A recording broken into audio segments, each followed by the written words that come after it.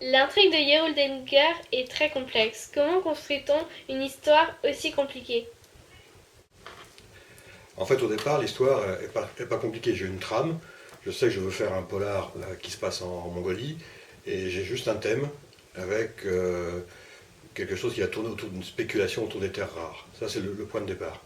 Et ensuite, je me laisse vraiment prendre par mon histoire, c'est-à-dire que je commence euh, comme si je tirais un peu le fil d'une pelote de laine. Donc, je commence par une scène, et ensuite, petit à petit, je construis l'histoire. Je sais d'où je pars, je sais où je vais arriver, et entre-temps, la complication de l'histoire se fait au fur et à mesure de l'écriture.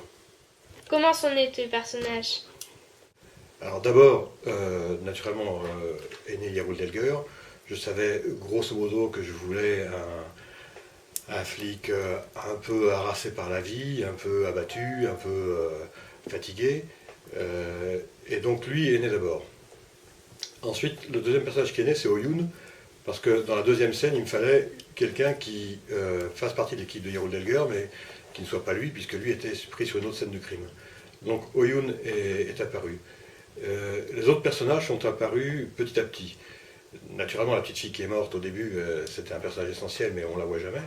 Et les autres personnages sont apparus au fur et à mesure. Donc, par exemple, pour Yaoul Delger, les autres personnages dans sa famille sont apparus plus tard, parce qu'il était évident que s'il était aussi cassé par la vie, c'est que quelque chose avait été arrivé à sa famille. Donc le personnage de Sarah, le personnage de sa femme sont arrivés après.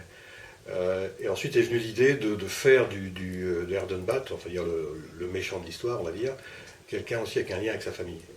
Voilà comment tout ça arrive. Gantulga, par exemple, arrive complètement par hasard. Bien qu'il devienne un personnage important à la fin, il est dans la scène où Oyun monte dans la cage d'escalier et rencontre un petit groupe de gamins.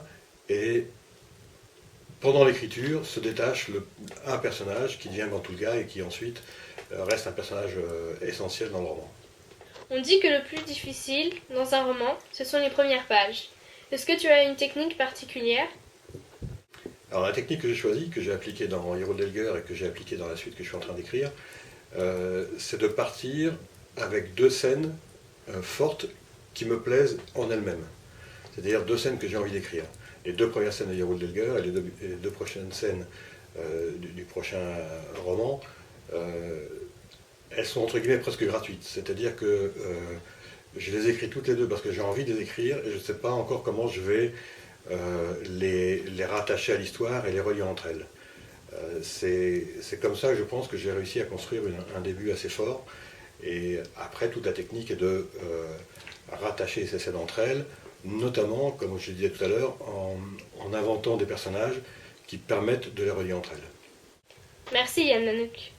Dans la prochaine interview, quelques révélations sur la technique de Yann Manouk.